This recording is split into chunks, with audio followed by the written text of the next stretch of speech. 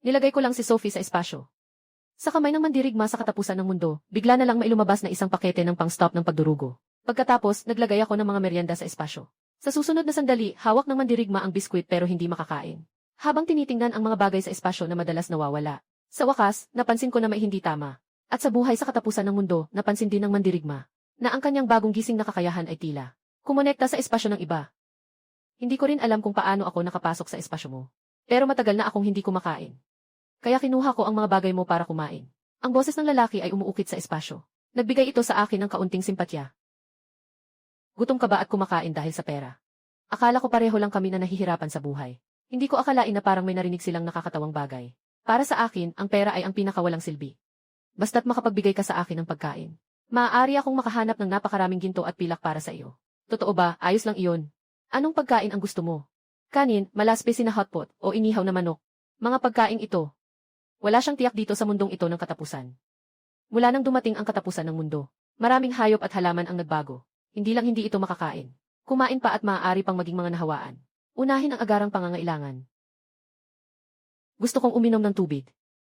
Kailangan ko rin ng ilang gamot, bibigyan kita ng katugmang perlas. Nasa lagnat pa rin ang mga kapatid sa base. Hindi na ito pwedeng ipagpaliban. Anong gamot ang kailangan mo? Hindi ba't kaya mong bumili ng gamot kahit mayaman ka? Ay, hindi tayo nasa iisang panahon. Nandito ako sa katapusan ng mundo. Dito, ang ginto ay hindi kasing halaga. Nang isang pan na expired na. Katapusan ng mundo. Mga zombie at matinding panahon. Ang ginto ay hindi kasing halaga ng expired na pan. Ginto yan. Basta't may ginto ka. Dito, makakapagpalit ako ng kahit ano para sa'yo. Akala ko marami siyang kailangan. Hindi ko inasahan na gusto lang ni Ishen uminom ng tubig. Anong tubig ang gusto mo? Mineral water, purified water, o milk tea? Tubig lang ayos na. Basta't malinis ito. Kahit anong tubig ay pwede. Chrysanthemum tea para sa init. Sakto lang para sa kanya. Uminom ka na, daddy sponsor. Bakit parang nakikipagbiruan? Kahit na parang nag-uusap ang iba. Sana hindi naman nagkaroon ng aberya sa bagong koneksyon sa espasyo. Kailangan na nating makipagkita kay Liao. Doon na si Liao ang haharap. Sobrang makapal ng ulap. May malapit na. Pasok pito. Mabilis ang takbo. Pero hindi ito ang unang beses na nakatagpo si Pito. Sapat na ang isang saksak kay Pito. Liao, gising ka na. Kapitan Ye. Malapit na akong mapahamak, Pito. Tulungan mo akong alagaan ang anak ko. Anong sinasabi mo? Ngayon na natagpuan na kita. Hindi kita papayagang mamatay dito. Bakit ang daming pito dito sa espasyo? Isang tasa ng chrysanthemum tea. Siya ang nagluto niyan. Kailangan muna siyang iligtas. Bago tayo kumuha ng ginto. Ito ang nakuha nating energy pearl. Ngayon na siya ay nagising sa espasyo. Dapat itong magamit.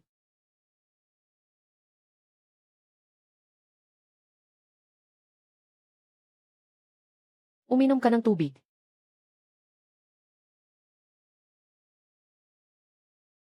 Bumangon ka na. Kapit Nye. Saan mo nakuha ang inumin?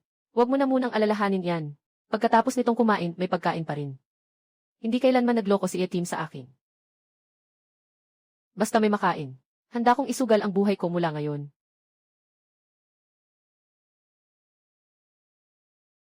Ano ito? Ang ganda ng mga perlas na ito. Ito ay kristal na perlas, na hinukay mula sa utak ng zombie. Ang pagsipsip ng kristal na perlas ay magpapataas ng iyong enerhiya sa katawan. Kinuha ito mula sa mga halimaw. Sobrang mabigat naman ito. Ang nakakatakot naman ito. Paano ko ito kayang tiisin bilang isang tao sa panahon ng kapayapaan? Ngunit ang pagsipsip ay makakapagpalawak ng espasyo. Kung lumalaki ang espasyo, makakapagpalit tayo ng mas maraming ginto. Para sa yaman, lahat ay gagawin. Yun! Ano bang gamit ng bagay na ito? Ang pinakamainam na paraan ay lunukin ito. Kung hindi mo kaya, maaari mo ring subukang pisilin ito. Kahit anong mangyari, hindi ko ito kakainin.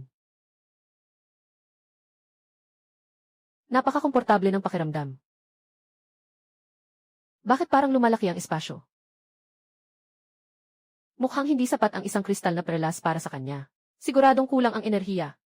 Kailangan pang sumipsip ng mas marami. Hahanapin ko ang mas maraming kristal na perlas para sa iyo. Bilang na rin, may konsensya siya. Ay Diyos ko. Ang itim ng mga bilog sa mata ko. Hindi lang ako mukhang pagod. Mayroon pang kasamang pampaputi na function. Ang kristal na ito ay sobrang kahanga-hanga Naisip ko ito, kaya tumakbo ako sa kusina. Kumuha ako ng 2 malaking bao mula sa kawali, at inilagay ito sa espasyo. Binigyan ko siya ng gintong perlas na 7. Kailangan ko ring ihanda ang almusal para sa kanya. Gusto pa sanang pumasok ni Yeshen sa lungsod para hanapin ang ginto. Pero ngayon, madilim na ang paligid. Kaya napilitan silang maghanap ng pinakamalapit na apartment building. Matapos nilang mapatumba ang 2 zombie. Nagtanong si Yeshen kay Liao ng isang kakaibang tanong. Karaniwan, saan mo ilalagay ang mga mahalagang bagay sa bahay? Saan mo sa tingin itinatago ang mga iyon? Para saan pa ang pera kung ganito ang sitwasyon? Nasa lagnat ka na ba? Nababaliw ka na yata. Ay! Sa tingin mo, nasaan ang mga bagay na mahalaga?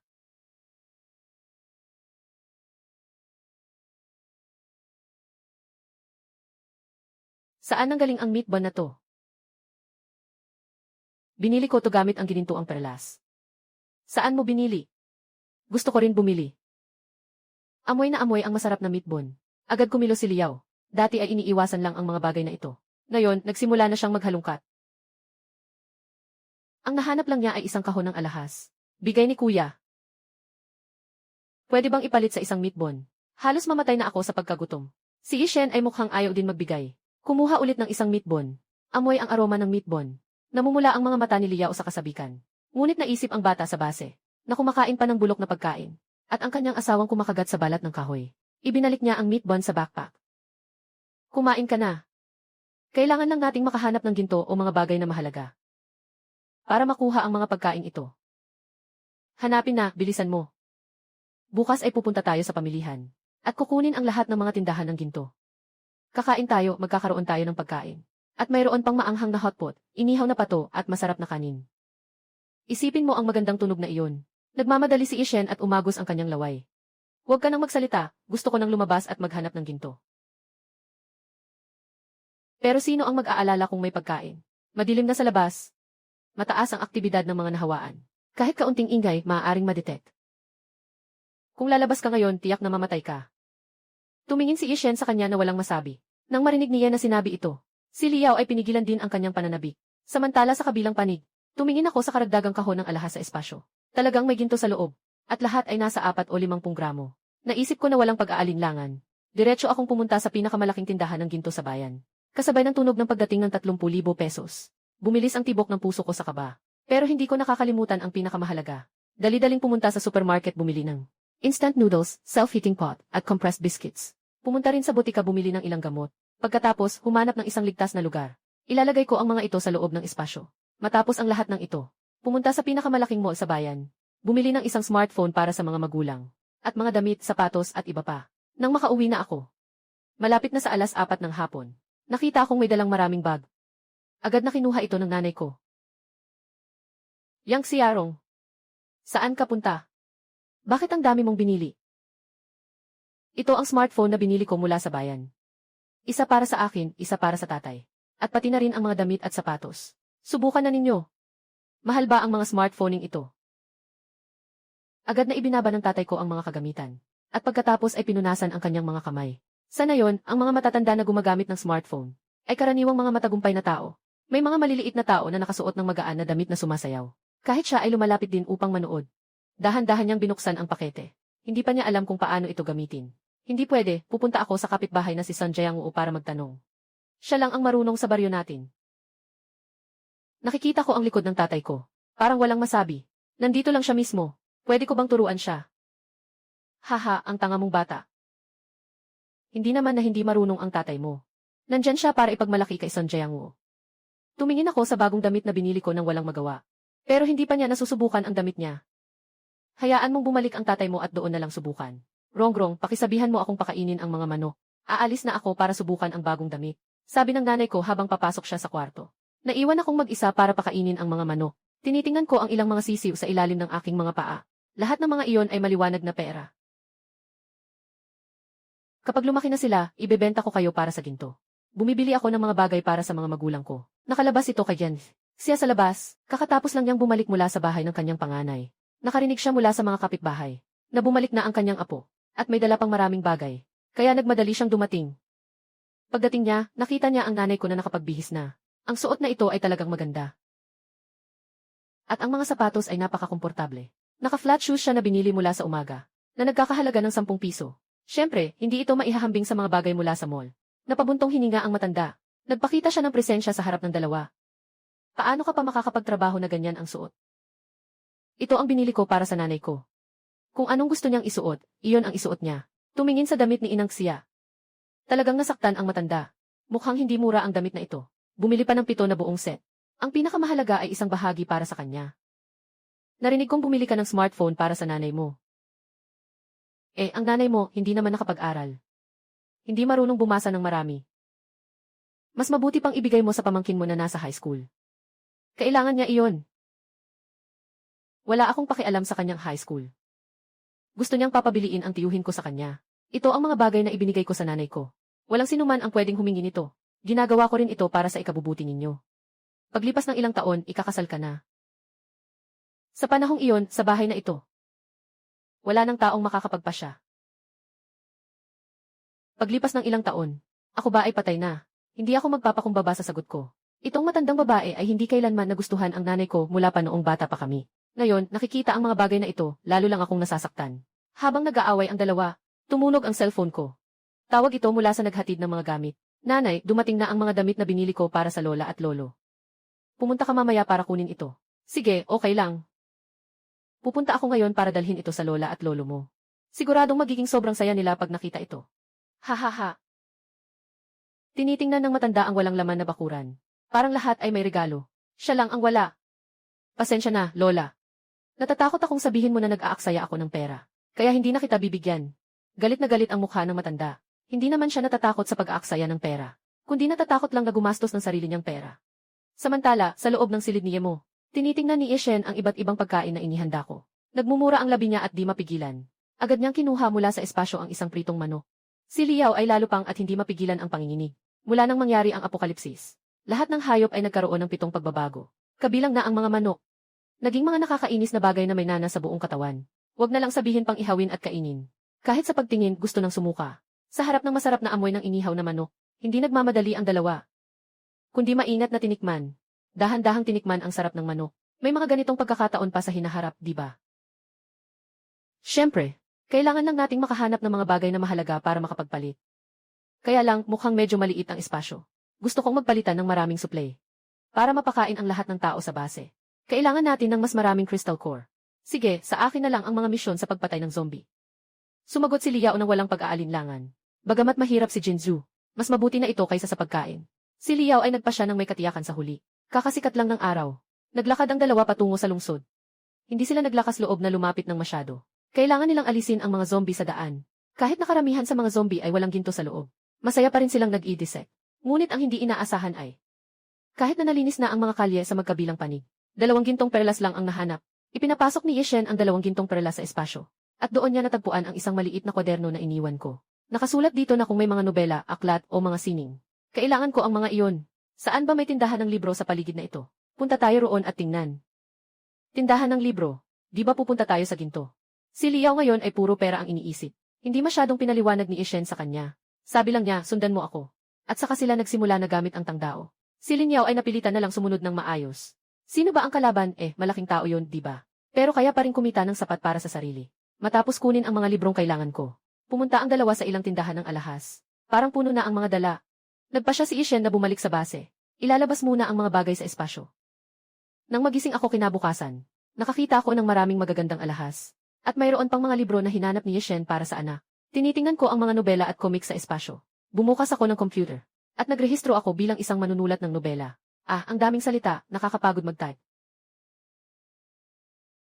Mukhang kailangan ko ng scanner. At mayroon pang mga natitirang alahas na ito. Sa tamang panahon, ibebenta ko ito online at tingnan kung magkano ang halaga. Matapos itong ayusin, kumuha ako ng 7 kristal mula sa espasyo. At piniga silang lahat sa aking palad. Kasabay ng isang berdeng enerhiya, bigla akong nakaramdam ng mas maraming lakas. Parang mayroon akong walang katapusang lakas. Kahit na ang maliit na espasyo, ay lumaki ng ilang beses.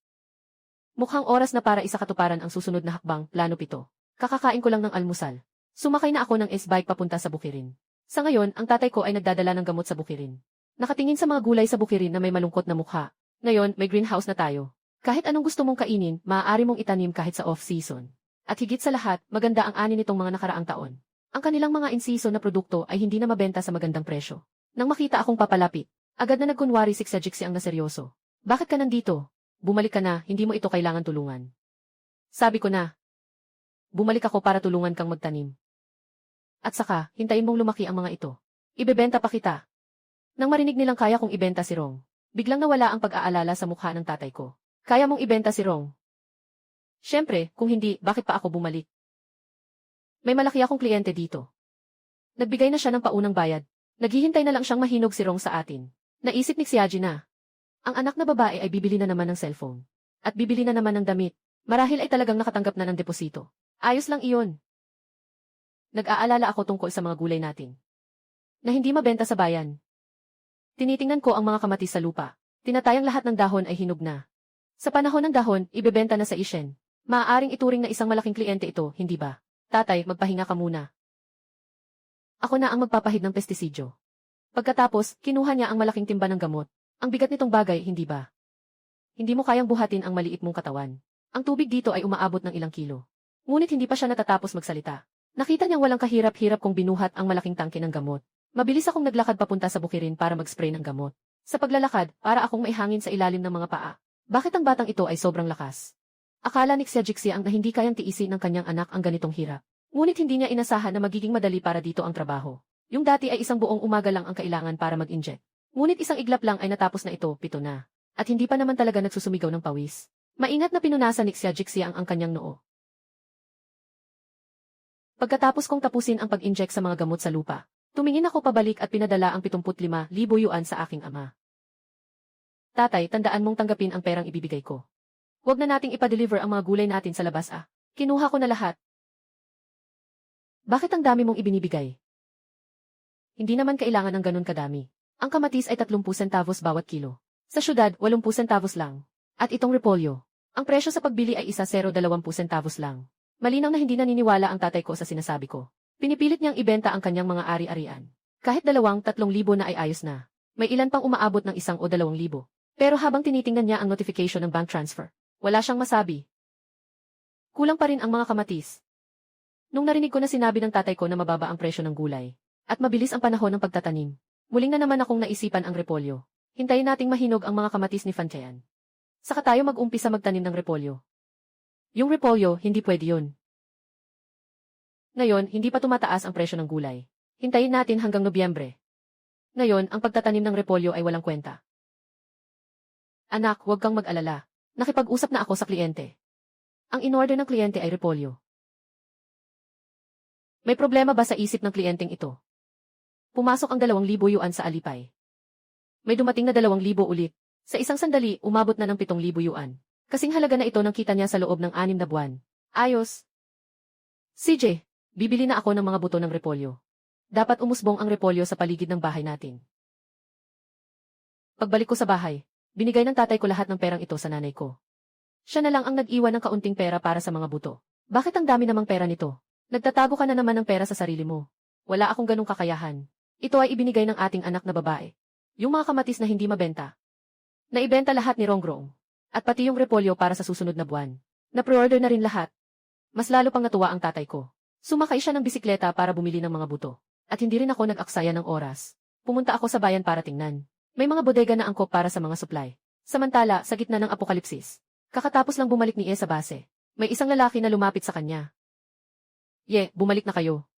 Maraming bata sa base ang may lagnat. Hanggang ngayon, hindi pa rin bumababa ang lagnat. Kung hindi pa rin makahanap ng gamot pang lagnat, mukhang hindi na talaga kakayanin. Nang marinig iyon, agad na kinuha ni Ishen ang ilang bote ng gamot. Ipapainom muna sa mga bata. Kung kulang pa, maghahanap pa ako ng paraan. Nang makita na talaga ni Ishen na nakuha niya ang gamot, napuno ng emosyon ang lalaki, luha ay pumatak sa tuwa. Ang galing, ang galing. Nakuha ni Timye ang gamot, may pag-asa na ang mga batang ito. Umalis na tayo agad. Huwag nang mag-aksaya pa. Sabi nila, may lagnat ang bata.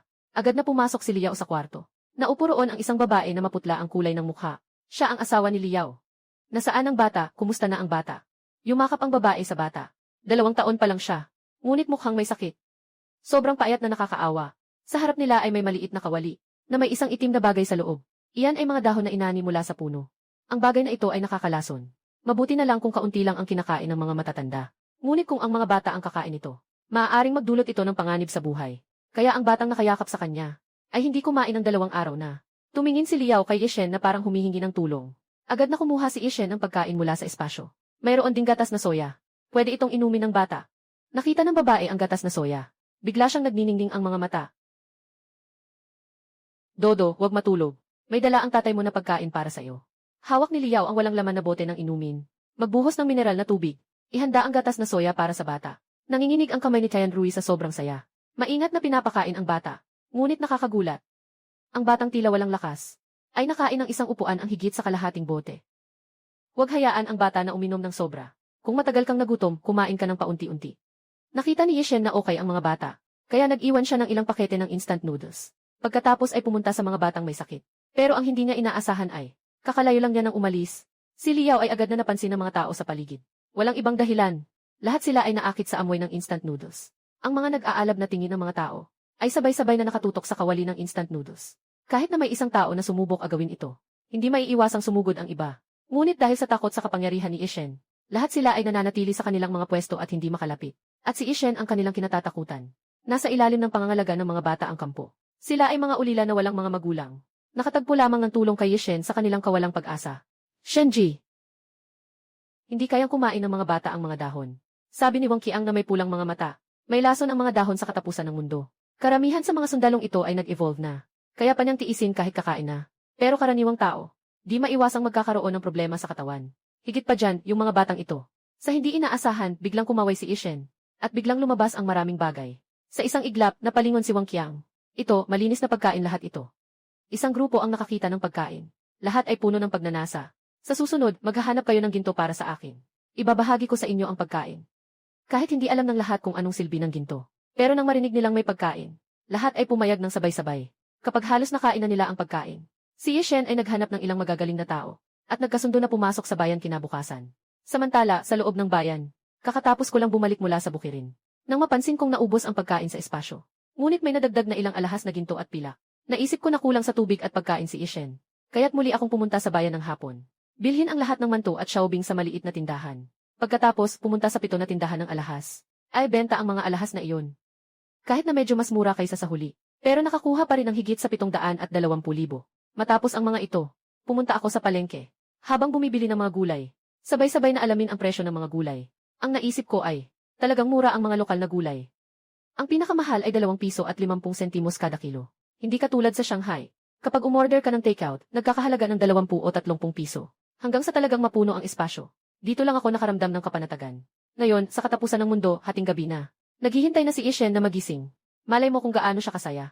Habang ako'y nakukulong sa kasiyahan, biglang tumunog ang telepono ko. Nakatanggap na ang aking manuscript. Pag-uwi ko sa bahay, ginamit ko agad ang cellphone ko para mag-download ng scanning API. Kapag natapos ko na ang 2 libro, pupunitin ko ang mga ito at itatapon sa basurahan. Kung magiging sikat ang libro, hayaan mong hanapan ako ni Ishen ng ibang paraan. Sa wakas, mas maaasahan ang kita mula sa mga sulat kaysa sa pagbebenta ng ginto. Bago ang mga alahas na iyon. Lahat ay nakapost online. Presyo ay nasa 1,000 hanggang 1,000 yuan. Sa totoo lang, ilang daang yuan lang. Pero maganda ang disenyo. Kapag maganda tingnan, maraming bibili. Agad akong pumunta sa courier shop para ipadala ang mga bagay. Muling nakakuha ako ng malaking kita. Tiningnan ko ulit ang space ni Pito. Walang galaw ang mga bagay. Siguro natutulog pa si Ishen. Sa oras na iyon, biglang may pumasok na mensahe sa telepono. Galing ito sa best friend ko. Pupunta sila sa bahay mamayang hapon. May rehearsal pa kami. Naisip ko lang ngayon. Sa makalawa, ikakasal na si Wang Sisi. Nasa silangang dulo ng aming nayon ang bahay ni Wang Sisi. 10 minuto lang ang lakad.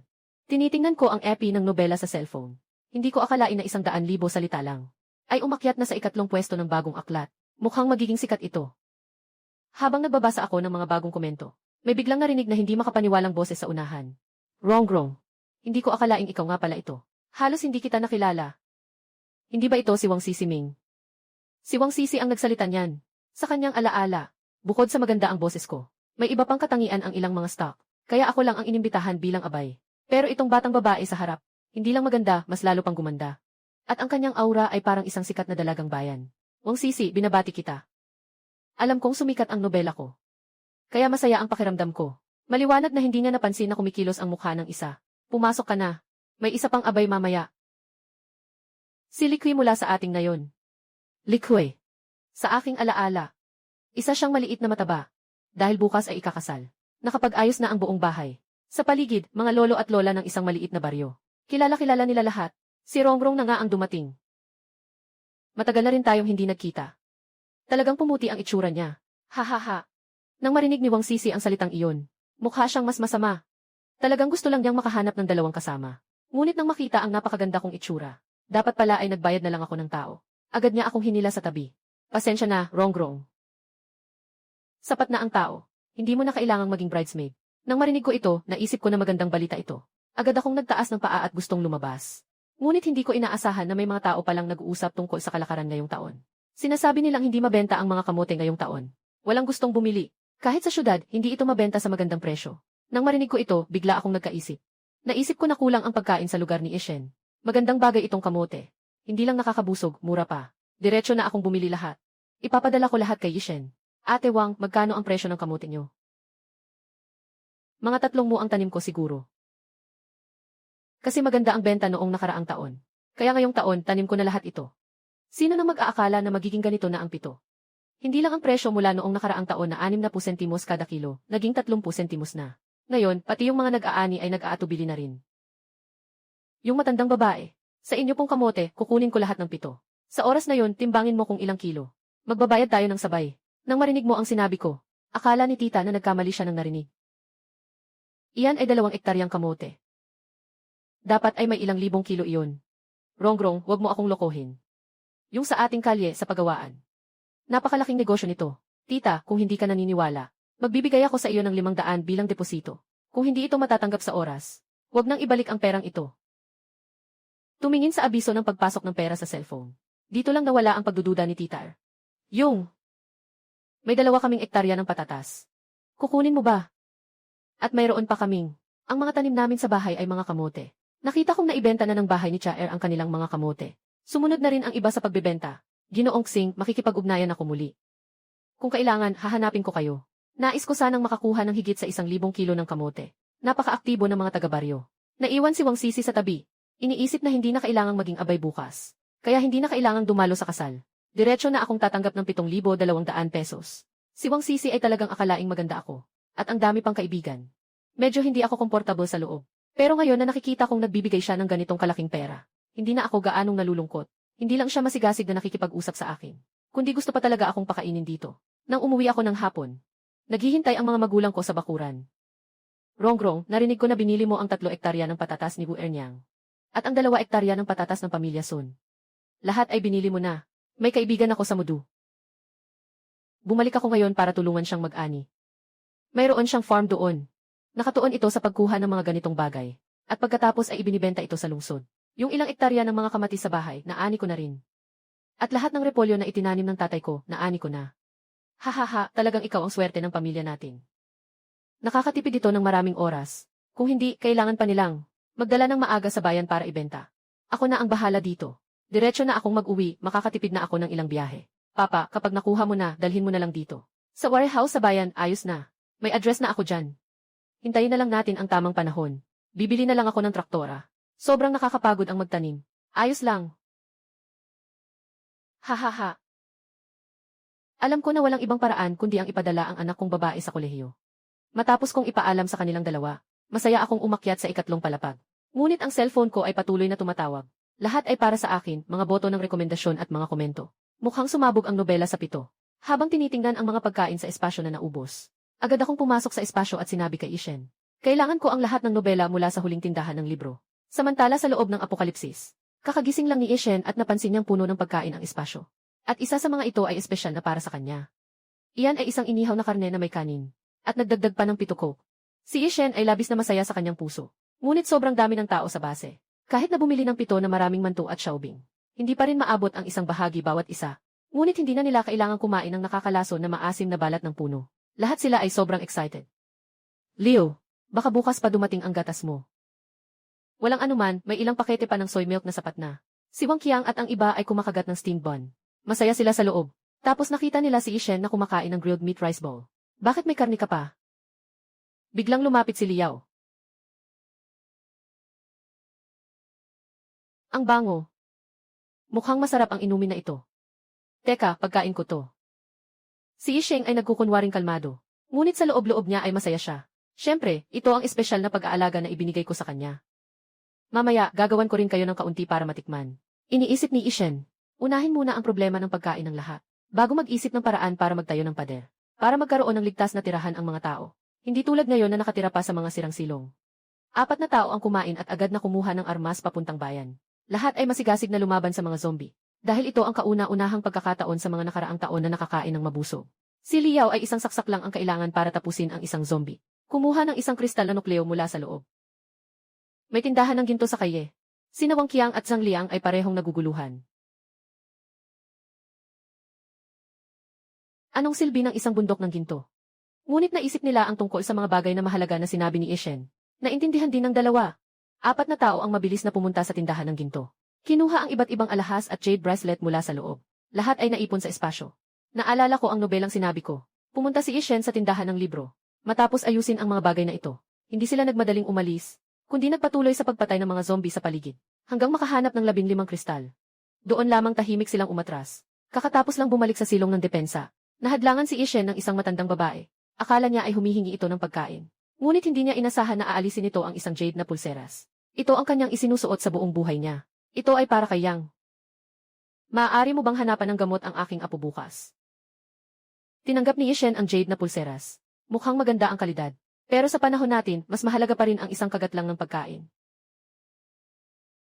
Anak mo, anong sakit ang meron? Siguro ay acute gastroenteritis. May isang lalaking nakasuot ng salamin ang lumapit. Noon pa man bago ang apokalipsis, doktor na siya. Ngayon, nagpapagaling siya sa base. Pero hanggang doon lang ang kaya niyang gawin. Dahil wala siyang gamot, at wala rin siyang kagamitan. Sige, mag-iisip ako ng paraan. Si Ishen nagsalita pito. Hindi matapang ang iba na makipag-ayos o magtaas ng presyo. Dahil karaniwan lang ang sakit na ito. Maraming tao sa base ang nagka-acute gastroenteritis. Dahil sa pagkain ng hindi malinis na bagay. Mama, kumain ka. Isang maliit na batang babae ang humahawak ng kalahating manto sa kanyang kamay. Hindi niya ito natapos kainin. Gusto niyang iwanan ito para sa kanyang mama. Ngunit bigla siyang itinulak ng babae.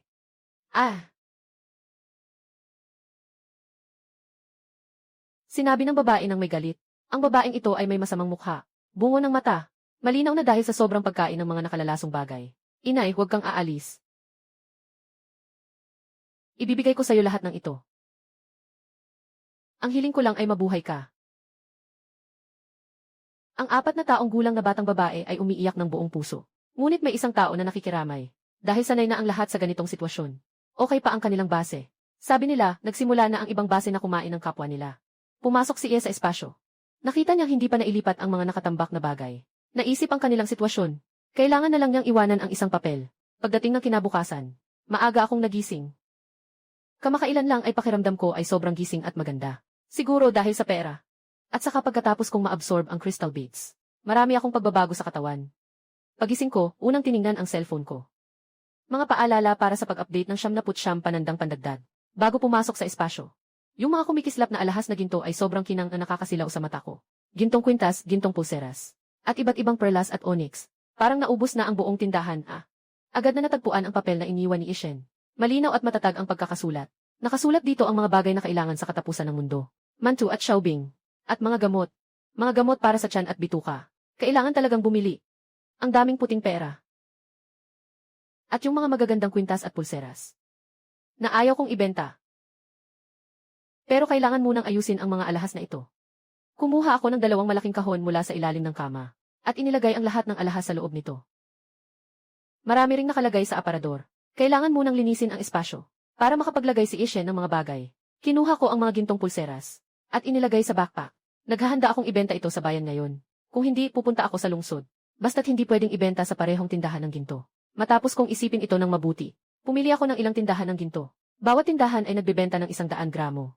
Ngunit hindi ko inasahan na. Sa nakaraang ilang linggo, patuloy na tumaas ang presyo ng ginto. At kumita ako ng 70,000 piso. Ngayon, may ilang malaking kahon pa ng alahas sa bahay. Nabili na ni Ihaw lahat. Kahit paano, makakabenta pa rin ng ilang daang libo. Yung mga natitirang kristal, amber at iba pa. Ibebenta ko lahat online. Kasi kailangan ko nang ipagbili ang mga gamit sa bahay. Kaya hindi na muna kailangan ni Yeshen na maghanap ng bagay para sa akin. Nang naisip ko na kailangan ni Yeshen, pumunta na naman ako sa 7-Eleven. Bumili ng iba't ibang gamot para sa tiyan. At gamot panglaban sa lagnat si if bago. Bumili ng sabay-sabay. Bumili tayo ng tumingin sa akin na may mga bag na dala palabas. Akala ng iba ay nag-iimbak ako. Agad akong pumunta sa palengke. Siopaw, gatas ng sanggol, mantu, at xiaobing. Lahat ng mga bagay na minarkahan ni Yeshen ay talagang pinagtutuunan ko ng pansin. Hanggang sa hindi na magkasya sa espasyo. Doon ko lang natapos ang isang araw ng pamimili. Para sa mas madaling pagpasok sa lungsod. Nag-enroll ako sa driving school. Kasama na rin ang mga magulang ko. Pagdating ko sa bahay, agad kong sinabi ang magandang balita sa kanila. Mom, Dad, nag-enroll ako sa inyo sa driving school. Mag-download kayo ng isang API. Magsimula kayong mag-aral ng subject isa. Para sa lisensya sa pagmamaneho. Ang registration fee ay tiyak na umaabot ng 1,000 o higit pa. Ang panganay ng pinsan ko ay nagtapos sa kolehiyo at naghahanap ng trabaho. Sinasabi ko lang na para sa lisensya sa pagmamaneho. Noong araw na iyon, nagdala siya ng pera nang umuwi siya. Narinig ko ang apo kong lalaki na tumatawag para humingi ng pera sa bahay. Pagkatapos ng pagsusulit sa lisensya, bibili na ng sasakyan. Sa hinaharap, makakapag-drive na tayong lahat. Mas madali na tayong makakapunta sa bayan. Sige, matututo na ako ngayon. Masayang-masaya ang tatay ko, hindi makapagsalita sa tuwa. Isipin mo, ang anak na babae pa niya ay bibili rin ng sasakyan. Halos lumipad na ang ngiti sa kanyang labi. Hindi, kailangan na niyang umalis ngayon. Kailangan niyang makipag-usap kay Son Jae-ang sa tabi. Babalik ako mamaya para kumain. Nagtakbo ang tatay ko na may hawak na cellphone. Alam ko, nagmamayabang na naman siya sa iba. Napabuntong hininga ako. May tatay akong mahilig magyabang. Wala na akong magagawa. Para lang sa pagsusulit ni tatay mo. Basta lang isali mo ako sa listahan ng 7. Sayang naman ang pera. Sabi ng nanay ko na sayang pero. Umiti pa rin siya kahit mahirap pigilan. Kaya hindi pwede, hintayin ko na lang na makakuha siya ng lisensya. Pag nakuha niya na, bibili ako ng maliit na sasakyan para sa inyo. Para magdala-dala ko si Lola sa Lakwatsa. Kung hindi, kailangan mong pumunta sa malaking ospital para magpagamot. Kailangan mo pang mangutang ng sasakyan o sumakay ng taxi. Talagang sobrang hindi ito maginhawa. Sige, kukunin ko na ang cellphone ko at matututo ng mabuti. Talagang hindi na kayang itago ng labi ng nanay ko. Pagbalik ko sa bahay ng magulang, tiyak na makakapagmalaki ako sa harap ng mga kapatid na babae. Anong pag-aaralan?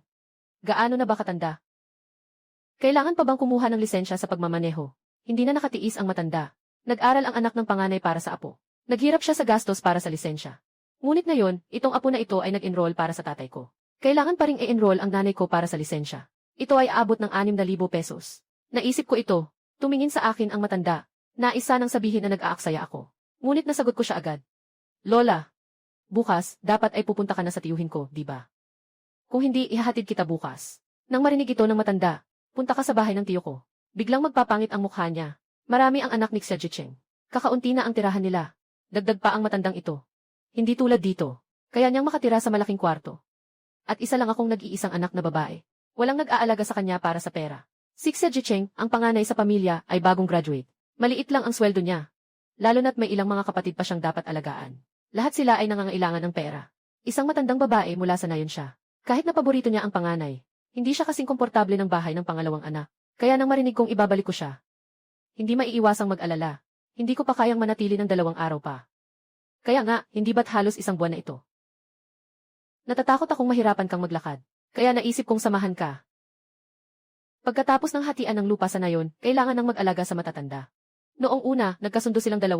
Isa-isang buwan, palitan namin kada isa. Bukas na ang ika-isa. Kailangan ng palitan. Mas malapit lang dito. Pagdating ko, kakain na lang ako. Ayaw ko nang makipag-argue sa kanya. Diretso na lang ako sa taas sa 7. Nag-submit ako sa Taobao para sa top review. Isinumiti ko ang pinakamataas na antas ng pagsusuri mula sa Taobao. Japanese yens 1,549. Natapos na ang pagsusuri ng 2 maliit na dahon. Bumili rin si Xianyu ng ilan. Kailangan ko nang ipadala bukas. At bumili ako ng maraming bagay sa Taobao. Aircon, inidoro, malaking telebisyon at iba pa. Lahat ay pinadala sa bahay. Ngayon, napakadali na ng online shopping. Tinamad na akong lumabas para bumili. Gusto ko sanang palitan ang kama. Pero naisip ko, puno ng alahas ang ibaba. Kaya't nagpa siya akong huwag na lang. Bago ko pa natapos ang ginagawa ko. Narinig ko ang boses ng nanay ko sa ibaba. Rongrong, kumain ka na. Ay, bumaba ako at kinuha ang nag-iisang jade na pulseras na natagpuan ko sa espasyo. Ito ang unang bagay na nagustuhan ko agad. At ayaw ko sanang ibenta. Kaya ibinigay ko na lang kay mama. Agad na naakit si mama sa pulseras na ito. At hindi na alintana ang galit sa matanda. Tiningnan na lang niya ito sa kanyang kamay. Hindi alam ng lola kung mahal ang jade. Sa loob, tanging ginto lang ang kinikilala nila. Akala niya maganda tingnan ang pulseras na ito. Pero hindi naman ito gaanong halaga. Yung jade na bracelet na ito, mas malinaw pa sa malaking daliri ni Chia. hindi pa alis sa kamay ng nanay ko. Alam ko na si Tia ang kauna-unahang nag-aral sa buong baryo. At siya rin ang kauna-unahang nag-asawa sa Moldo. Ito rin ang dahilan kung bakit kahit gaano kahirap ang trabaho ng nanay ko, kailangan niyang suportahan ako sa pag-aaral sa kolehiyo. Pagkalipas ng ilang sandali, nagpadala si nanay ng isang maliit na video kay Tia, kasama ang 7 mensahe. Ito ang jade bracelet na ibinigay sa akin ng anak ko, maganda diba? Ayaw kong bumili siya, pero gusto pa rin niyang bilhin para sa akin. Hindi nagtagal, nagbalik na si Tia ng message. Magpapakita ka pa ba ng video sa akin? Ang ganda ng jade bracelet na ito, napakaliwanag. Parang ice grade pa nga. At saka, high grade ice pa.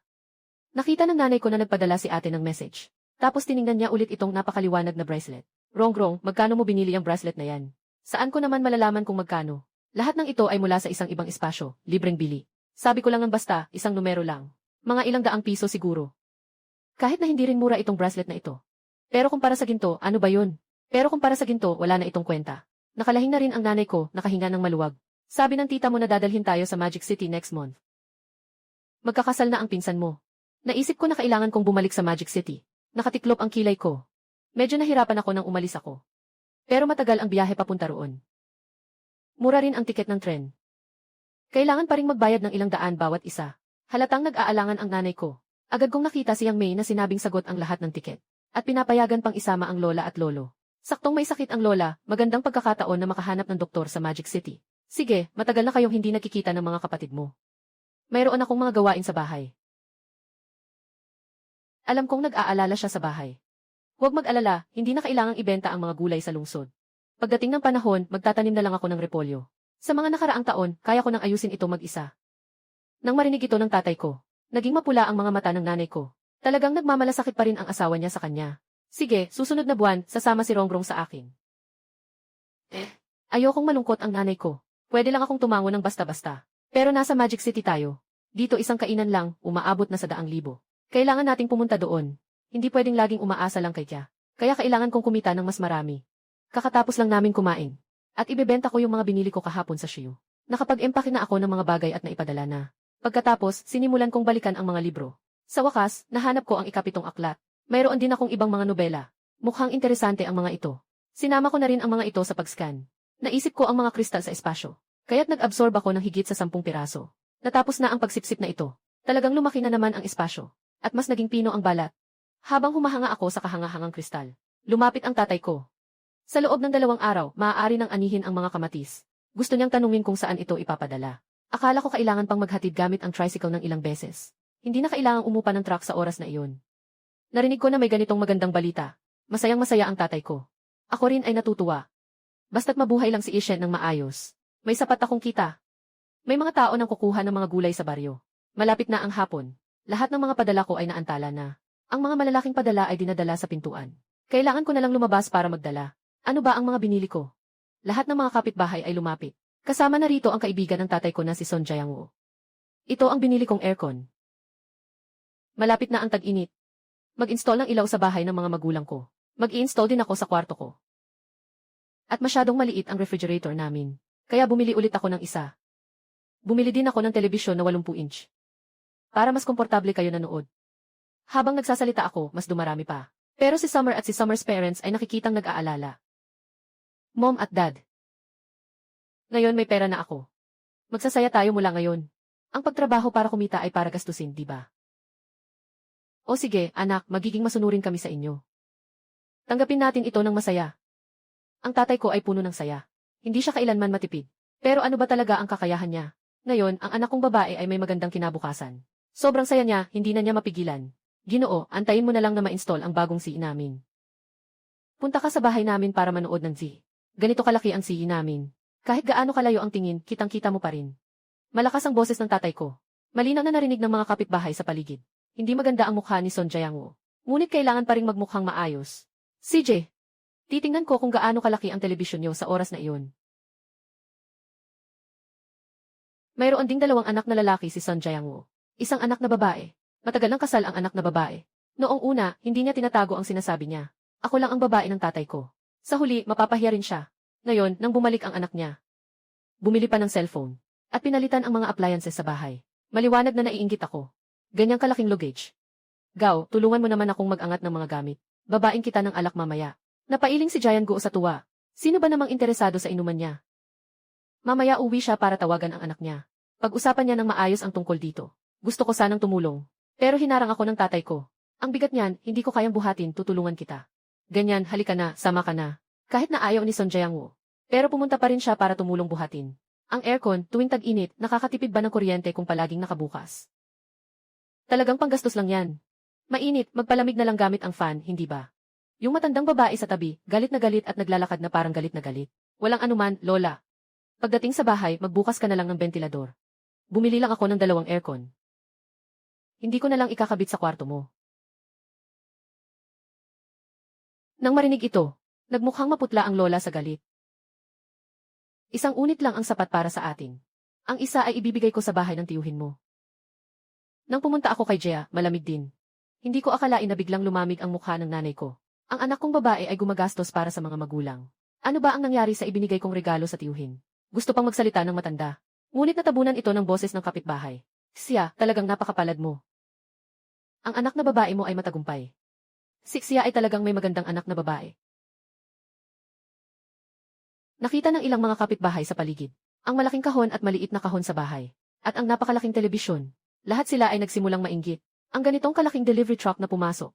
Nagdulot ng maraming ingay. Dagdag pa rito, may ilang miyembro ng TIF. Kaagad nitong kumalat ang balita. Nabalitaan ni Aling Tiana, ang ina ko, na bumili kami ng ganito karaming gamit.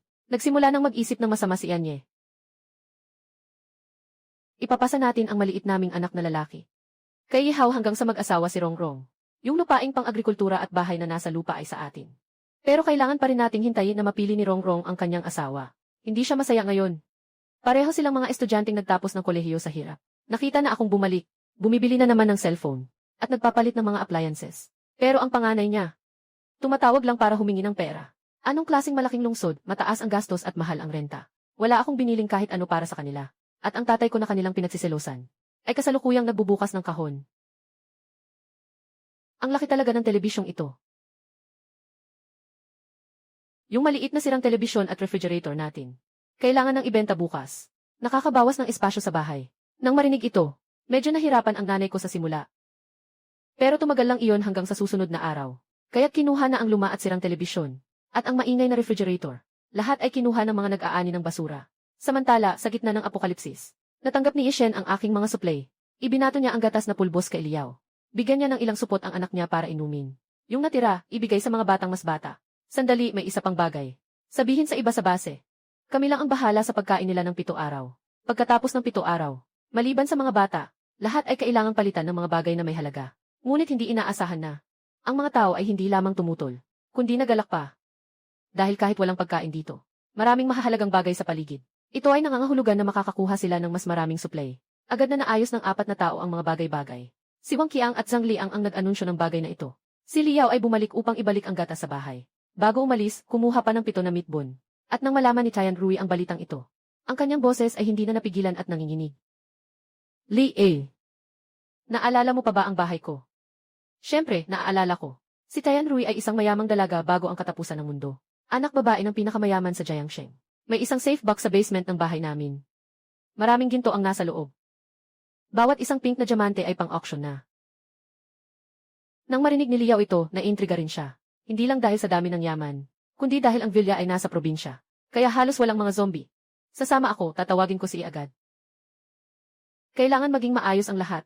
Alam ni Yishen na ang lugar na iyon ay mayamang distrito. Matapos nilang marinig ang intel ni Liao at ng iba pa, agad siyang nagpasya.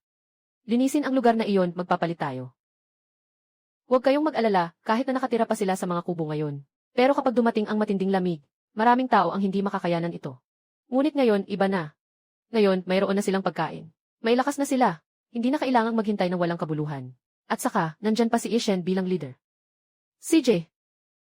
Aasikasuhin ko na ito. Ngayon, puno ng sigla si Liao. Di nagtagal ay nag-organisa siya ng isang pangkat ng mga pioneer. Naiwan din ni Ishen ang isang note sa espasyo. Sinasabi niya na kailangan niya ng maraming pagkain. Pwede rin niyang kunin ang mga mahahalagang bagay mula kay Ye. Naghanda na siya mismo. Alam ko na marami na siyang inihanda. Pero talagang hindi ka siya sa bahay nila. At saka, ang daming bagay dito sa kwarto talagang walang seguridad. Kinabukasan ng umaga, nag-scan ulit ako ng isang libro. Diretso akong nag-submit ng 720,000 na salita na aplikasyon. Tapos, naghanda na akong pumunta sa bayan. Ngayon ang araw para sa pagsusuri sa sarili ng paksa. Mom at Dad, mag-aral kayo ng mabuti. Sa loob ng ilang araw, mag-exam na rin kayo. Naiintindihan ko na. Naiintindihan. Sige, umalis ka na. Kanina umaga, may dumating na para mag-install sa kanila. Television, aircon, robot vacuum, at dishwasher. Ang hangin ng aircon ang lamig talaga. Naupo ang nanay ko sa kanyang kwarto at nararamdaman ang lamig. Kung hindi, tuwing tag-init ay laging nagkakaroon ng pangangati sa bala. Aksya, halika at tingnan mo itong malaking telebisyon. Dito, kahit ang mga butas ng buhok ay makikita. At itong sopa. Talagang kakaiba, ito ay di kuryente. Tinitingnan ng matanda ang loob ng bahay. Hindi pa siya nakakaranas ng kahit isang araw. Dapat na siyang pumunta sa bahay ng kanyang panganay. Dapat sana umalis na siya 3 araw na ang nakalipas. Pero pinilit niyang maghintay ng ilang araw. Kung magpapaliban pa, hindi na maganda ang kalabasan. Ito si Chen Kaihua, ang asawa ni Xia Jicheng. Dumating na siya para sunduin ang matandang babae. Gusto niyang magtanim at magtrabaho sa bukirin. Kailangan ding sunduin ang kanyang bunsong anak araw-araw. Noon, matutulungan niya ang matandang babae sa pagluluto. Magtipid ng maraming bagay para sa sarili. Nanay, pumunta ako para sunduin ka ngayon. Nakangiti si Chen Kaihua. Nang makita ang mga appliances sa loob ng bahay, bigla siyang nanghina. Paano makakabili ng mga ito ang bahay ng pangalawa? Pumunta na siya dati sa tindahan ng mga dikuryenteng kagamitan. Ang laki ng telebisyon na ito. Kahit paano, kailangan pa rin ng ilang araw. Huwag na ring mag-set up ng sofa o kung ano pa. Ayaw din umalis ng matanda, kahit na paborito niya ang bahay ng panganay. Pero hindi ito kasing komportable ng bahay ng bunso. At hindi na kailangang magluto. Hindi ko pa natatapos ang pag-aayos. Gusto pang magpaliban ng matanda. Hindi ko akalain na ilalabas ng nanay ko ang isang malaking bag. Inayos ko na ang lahat para sa iyo, ma. Susunduin kita sa susunod na buwan. Nawala ng salita ang matanda. Kailangan lang niyang sumunod kay Chen Kaihua. Hindi na kita isasama sa pag-alis. May ngiti ang mga mata ng nanay ko. Halos hindi na niya mapigilan ang ngiti sa kanyang labi. Mula nang pumasok ang matandang babae, hindi niya siya pinansin. Noong panahon na ipinanganak ako, kahit kumain ng pirasong kalabasa, pinagsabihan pa. Sa huli, siya pa rin ang lola ko ang nag-alaga. Ngayon, ang dahilan kung bakit siya nag-aalaga sa kanya, ay dahil mabait ang asawa sa kanya. Nang umalis si Chen Kaihua, isang sulyap ang ibinato niya sa malaking telebisyon, at mayroon pang bagong refrigerator. Gustong-gusto ko nang dalhin ito sa bahay. Pagkatapos kong ikasal, matapos lumipat ang bunso, lahat ng ito ay kanya na. At ako na kanyang iniisip. Sa oras na ito ay matagumpay na akong nakapasa sa unang pagsusulit. Hindi ko alam kung dahil ba sa pag-absorb ng mga perlas o kung ano paman. Sa tingin ko, mas naging epektibo ang alaala ko. Sa pagsusulit ng mga baboy, 1-8-0-3-8-7-2-2-2-3-3 hindi naman ako masyadong nag-aral, pero nakapagpatunay. Sa pagsusulit ng mga halaman, 1-8-0-3-8-2-2-8-1-5, hindi naman ako masyadong nag-aral, pero nakapagpatunay.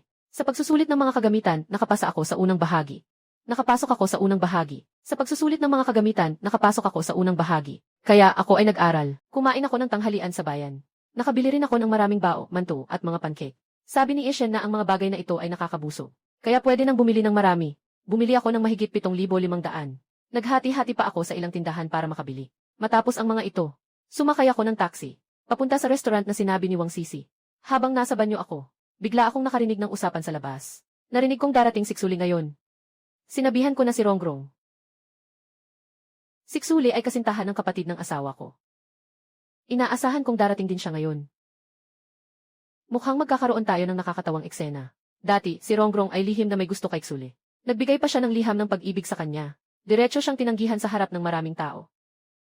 Hindi man lang tiningnan kung sino siya. Si Xuli ay anak ng pinakamayamang tao sa bayan. Ang pinakamalaking mall sa bayan ay pagmamay-ari ng pamilya niya.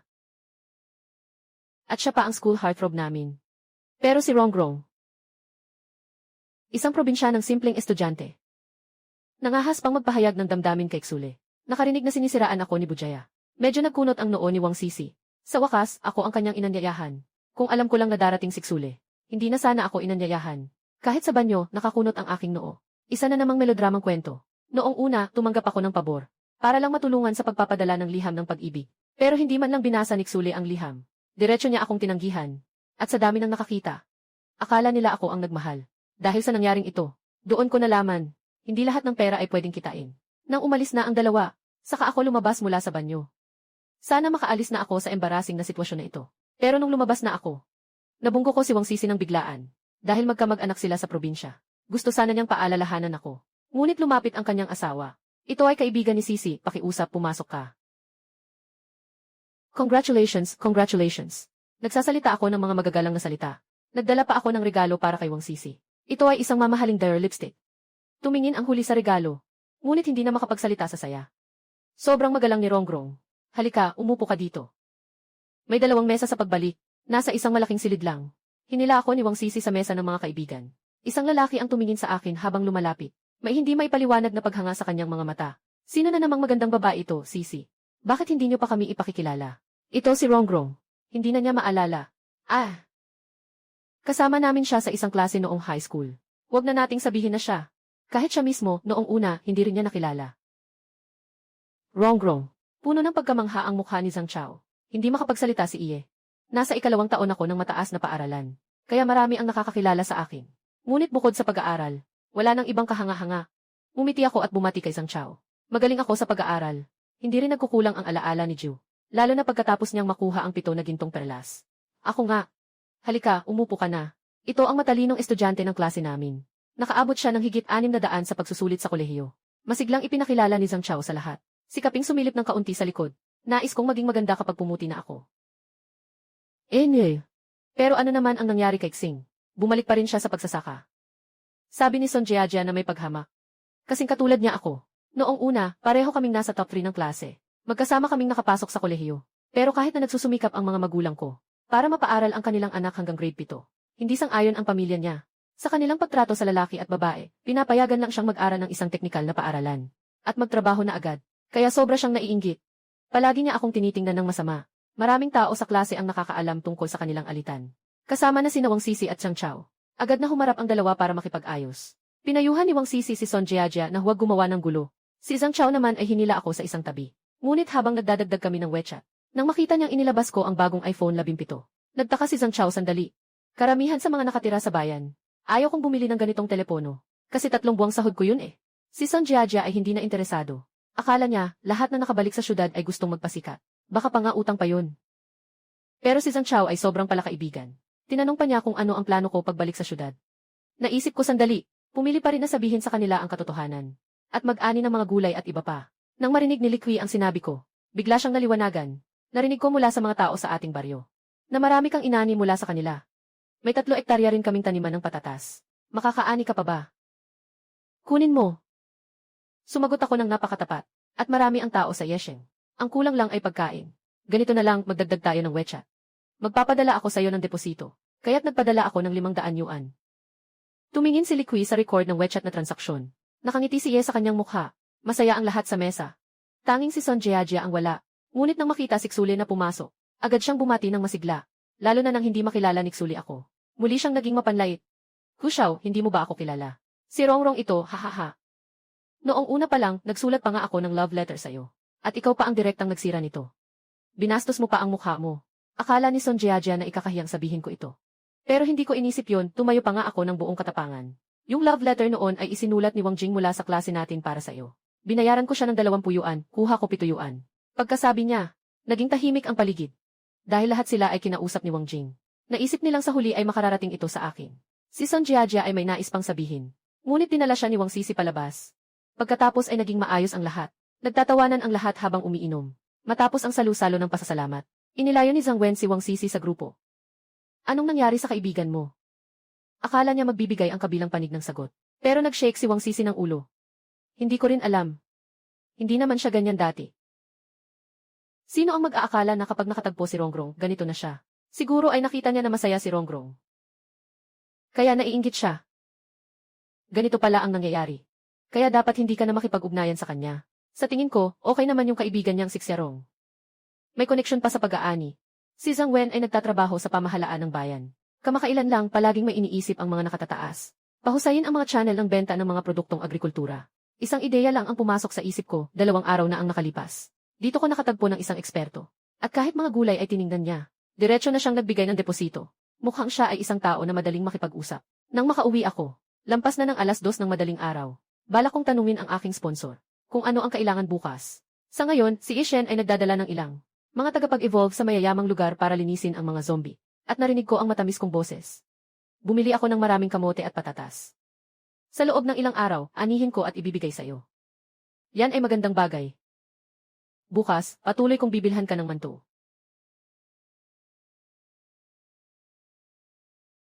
CJ, Sinolusyonan ni Ishen ang isang zombie, at inilagay ang gintong perla sa espasyo. Sa mga nakaraang araw, naghahanda kaming linisin ang villa area.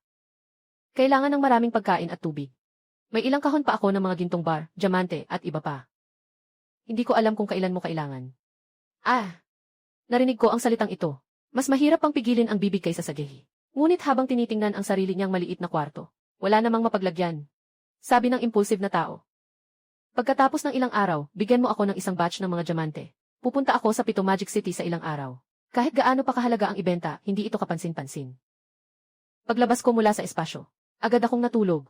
Kailangan ko pang bumili ng pagkain bukas. Kapag naibenta ko na ang unang batch ng mga diamante, madadagdagan na naman ang mga zero sa bank account ko. Talagang nakakakilig isipin. Habang natutulog ako, ipagpatuloy ni Ishen ang paglilinis ng mga zombie. Hanggang sa halos maalis na ang mga zombie. Nahanap niya ulit ang 7 generator, at gumawa ng isang bakod. Magpapadala ng mga tao para magbantay 24 oras. Sa oras na iyon, dala ni Zhang Lei ang ilang kristal. Nakakalap sila ng kabuang 23. Mag-iwan kayo ng ilan para sa ebolusyon. Ako na ang bahala sa natira. Sa kanilang base, isang kristal ay pwedeng sumipsip ng ilang araw. Katulad ng ginawa ko, pinukpok at winasak. Lubhang sayang. Pero para mapabilis ang pag-akyat ko sa susunod na antas. Ito ang pinakamainam na paraan. Gising na ako ng 7:00. Kaka 75 oras lang ang tulog ko. Pero pakiramdam ko ay sobrang gising. Naalala ko ang huling paalala kagabi. Ngayon, bumili ako ng maraming pagkain. Pagbukas ko ng computer, nalaman ko na ubos na ang stock. Agad akong nag-order ng panibagong supply. Ipapak na lang natin ang mga bagay na to at ipapadala. Naimagine ko na ang mga bagay sa kakaibang espasyong ito ay sobrang mabenta. Sa huli, produkto ito ng makabagong panahon. Kung ang mga damit doon at iba pang disenyo ay magagamit natin bilang inspirasyon sana. Habang naghahanda akong tanungin si Ishen, biglang dumating si Sundaya. Haha, Rongrong. Nakuha na ang mga kamote sa bahay namin. Mayroon tayong higit sa 3,000 kilo. Tingnan mo kung saan mo gustong ipadala. At ayusin mo lang ang mga kamote. Darating ako mamaya para kunin. Sige, okay lang. Ito ang mga kamote na nahukay ngayon. Kumuha rin ako ng kaunti para sa inyo. Sabi niya, kailangan ko ng 2 truck mamayang hapon. Masaya siyang umuwi. Nang umalis si Tiasun, tumawag ulit ako sa bodega. Nang malaman kong ang bayad sa kargamento ay 500, hindi na ako nagdalawang isip. Ngayon ay may pera na. Ayaw kong masayang ang oras dahil lang sa pakikipagnegosasyon. Habang papunta sa pagtutuyot ng patatas, nakakita pa ako ng maraming tao. Lahat ay masigasig na bumabati sa akin. Rongrong, meron pa kaming 3 munang talong sa bahay. Bibili mo ba o hindi? Sa labas, pwedeng ibenta ng 70 sentimos kada kilo. Sa amin, bibili lang kami sayo ng 50 sentimos. At mayroon kaming mga pipino na 4 na yuan bawat kilo. Kunin mo na. Nagbigay na ako sa kanila ng deposito. Kaya masaya silang umalis. At yung mga sumunod na humahanap sa akin, karaniwan ay tinanggihan ko. Ganito lang kalaki ang pangunahing bodega. Halos puno na ang mga ito. Kailangan pang ilagay sa espasyo mamaya. Si Ginoong Zhang na tinanggihan ko kanina ay mukhang hindi masaya. Ang asawa niya sa tabi ay patuloy na nagrereklamo. Sabi ko sayo, dumaan ka na kay Rongrong, ayaw mo makinig. Ngayon, hindi na siya tumatanggap ng trabaho. Sana nag-isip ka na. Nang malapit nang magdilim, puno na ang bodega ng mga gulay na nakuha ngayong araw. Agad akong nakipag-ugnayan kay Ishen. Sa oras na ito, natutulog si Ishen. Ngunit bago ang katapusan ng mundo, siya ay isang espesyal na sundalo. Kahit na may kaunting ingay, agad siyang magigising. Nang malaman niyang marami akong nakuha, agad niyang naintindihan ang ibig kong sabihin. Ito ay senyales na galing sa kanya. Hintayin mo muna. Pupunta na ako para maghanap ng lugar. Sabi niya, ginising ang 3 kapatid na Liao. Ang huli ay medyo iritado pa sa pagbangon. Ngunit nang marinig ang maraming gulay, agad silang naging masigla. Ganito, isa-isa silang nag-alis at naglagay. Sa hindi nagtagal, naubos na ang bodega. Doon, isa-isa ring nakabuhat ng sako. Ilang tao ang tumingin sa mga sako na parang bundok. Pulang-pula ang mga mata ng mga lalaki. Hawak ni Liao ang isang kamatis. Nang kagatin niya ito, tumalsik ang katas. Sariwa ang kamatis na ito. Pupunta ako para ipatikim ito sa anak ko. Sabi ni Liao at sisimulan na niyang kunin ito. Ngunit pinigilan siya ni Ishen. CJ. Ngayon, kapag inilabas ito, tiyak na magiging sobrang gulo.